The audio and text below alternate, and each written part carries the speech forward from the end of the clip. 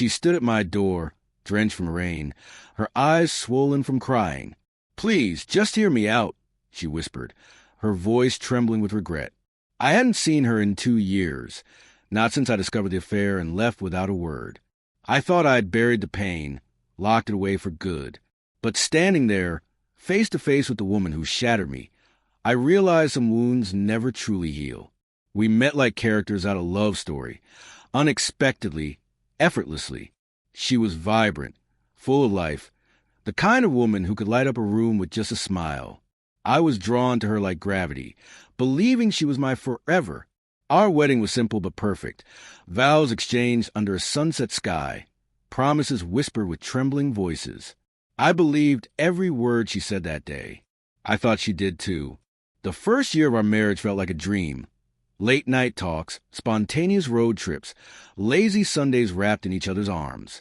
But dreams don't last forever. Slowly, almost imperceptibly, things changed. She became distant, distracted. Her laughter didn't reach her eyes anymore. The warmth in her touch faded, replaced by cold excuses and unanswered questions. At first, I blamed myself. Maybe I wasn't enough. Maybe I missed something. But deep down, I knew love doesn't disappear without a reason. It was a Thursday. Funny how the ordinary days become the ones you remember most when everything falls apart.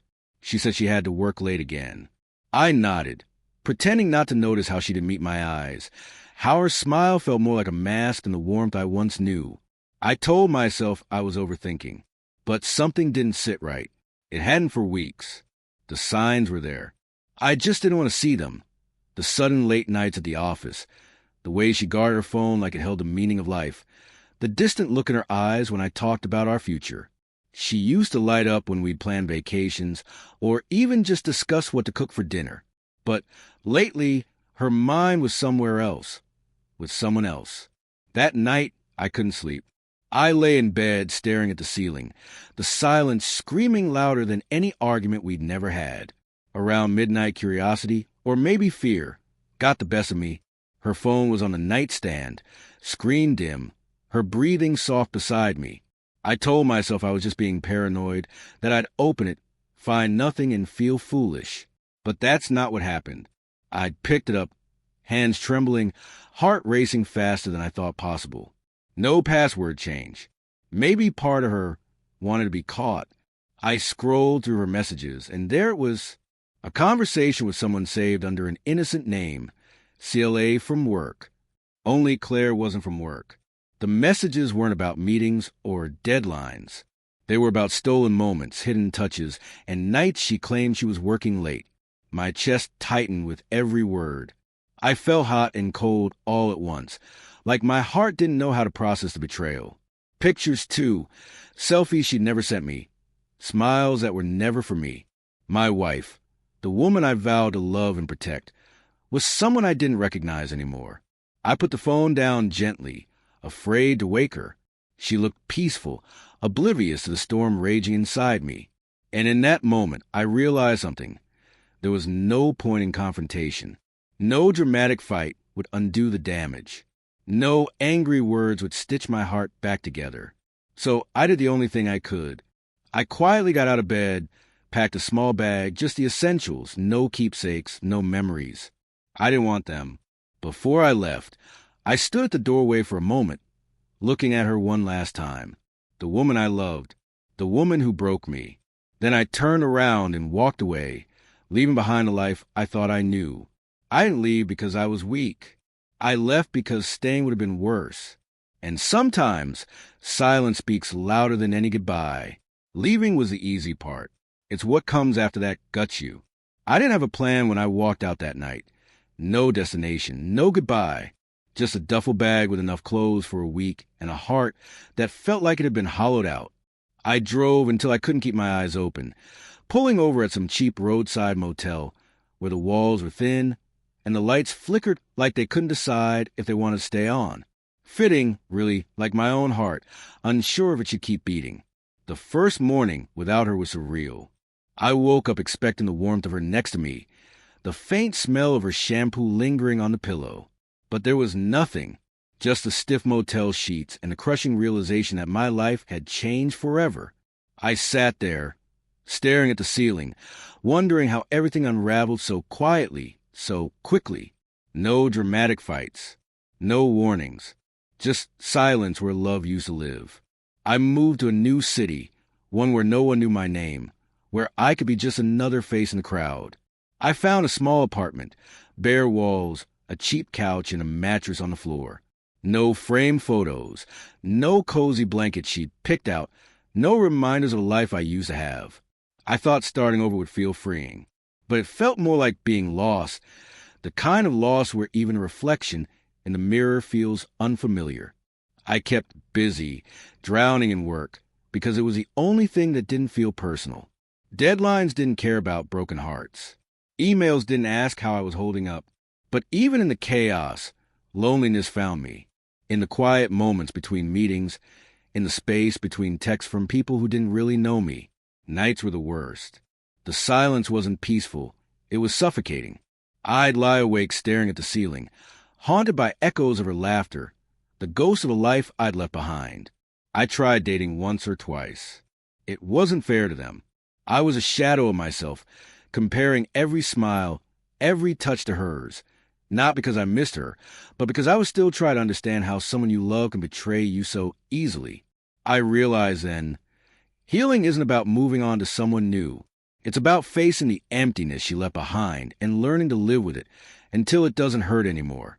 There were days I hated her, really hated her, for the lies, for the betrayal, for making me question my worth. But there were also days I hated myself more, for not seeing the signs, for not being enough, for trusting too easily. That's the thing about heartbreak. It doesn't just shatter your heart. It cracks your self-esteem, your confidence, your sense of who you are. But slowly, life crept back in, not in grand, cinematic moments, but in small, quiet victories. The first time I laughed without feeling guilty. The first night I slept without waking up in the middle of a nightmare. The first time I looked in the mirror and saw more than just a man who was left behind. I found new routines, new places, new people who didn't know my past and didn't look at me with pity. I rebuilt myself from the ground up, not the man I was before her, but someone stronger, someone who knew the cost of blind trust and the value of self-respect. I thought I'd close that chapter for good, that I'd buried the pain deep enough to forget. But grief has a funny way of creeping back in. Sometimes in a song, sometimes in a scent, and sometimes it shows up at your front door. It was a regular day, nothing special about it. Just another morning where I made coffee, sat by the window, and watched the city wake up. The kind of peace I'd fought hard to find. But peace is fragile. It only takes one knock to shatter it. There was a soft, hesitant knock on my door. I wasn't expecting anyone. Probably a neighbor, I thought, or maybe a delivery left at the wrong apartment. But when I opened the door, it wasn't a neighbor. It wasn't a stranger. It was her. She stood there, drenched in rain. Her hair plastered her face, eyes swollen and red. Not the woman I remembered, polished, put together, confident. No, this was someone else. Someone broken. She opened her mouth like she had rehearsed a speech, but all that came out was a shaky whisper. Please, just hear me out. I didn't say a word. I just stared. 2 years. 2 years of silence, of rebuilding my life brick by fragile brick, and now here she was, standing on the threshold like no time had passed at all. I could have slammed the door. I should have. But curiosity, or maybe some lingering ghost of love, held me in place. I stepped aside, and she walked in, dripping water onto the floor, her presence heavier than the silence between us. She looked around, probably taking the life I'd built without her. No pictures, no signs of the man she once knew. Just me, and the version of myself she helped create through heartbreak. She didn't sit. She just stood there, wringing her hands, searching for words that wouldn't come. Finally, she broke the silence. I've been looking for you, she said, her voice small. I needed to tell you I'm sorry. Sorry. That word felt both too much and not enough. I let out a breath I didn't realize I was holding and leaned against the wall, crossing my arms. 2 years, I said quietly, and all you have is sorry? She started to cry, not the silent, graceful kind you see in movies. No, this was raw, messy, the kind of sobbing that comes from a place so deep it's almost unbearable to watch. I was wrong, she choked out. I don't know what I thought. I made the biggest mistake of my life, and I've been paying for it every day since you left. She talked about regret, about sleepless nights, about how the affair meant nothing compared to what she lost. She told me how she'd searched for me, how every relationship after me crumbled because she couldn't stop comparing them to what we had. And I listened, not because I wanted to forgive her, not because I missed her, but because I needed to hear it, to confirm what I already knew. That walking away was the best decision I ever made. When she finished, there was a long silence, the kind that feels like it could swallow you whole. Finally, I spoke. "I'm glad you found me," I said quietly. She looked up, hope flickering in her tear-streaked face. "But not for the reason you think." She stepped closer, reaching out like she wanted to touch me. But I stepped back. "I forgave you a long time ago," I continued. "Not because you deserved it, but because I did. I needed to let go, to move on. And I did. You're just a memory now." Her face crumbled, and for a moment I felt a pang of something, pity maybe, but not love, not anger, just closure. She left without another word, and I closed the door behind her. This time it wasn't escape. It was the end of a story I thought would haunt me forever. But it didn't. Not anymore. As the door clicked shut behind her, the silence felt different, lighter, like a weight had been lifted off my chest. I stood there for a moment, my hand still resting on the doorknob, realizing this was a closure I never knew I needed, not the dramatic confrontation I'd imagined in my darkest nights, not the shouting match or the emotional breakdown, just the truth, raw, simple, and final. I walked back to the window, staring out at the city lights, the rain blurring everything like a watercolor painting. I thought about who I was when I left her, broken, angry, lost. But now, now I was someone else, someone stronger, someone who didn't need her apology to feel whole again. Regret has a way of living rent-free in the hearts of those who deserve it most. And I could see it in her eyes, the hollow space where her pride used to be, now filled with nothing but guilt. But that guilt wasn't mine to carry. Not anymore. I picked up my coffee, now cold, and smiled to myself. A small, quiet smile. The kind that comes when you realize you won a battle no one else knew you were fighting. I didn't need revenge. I didn't need to hurt her the way she hurt me. The real victory was in walking away and staying gone. Love doesn't die in one moment. It fades slowly, like a song you can't quite remember the lyrics to. And standing there, with the echo of her footsteps fading down the hall, I realized I couldn't even remember the melody anymore. I didn't hate her. I didn't love her. I just didn't feel anything. And that was the most powerful thing of all. Because forgiveness isn't about them. It's about you.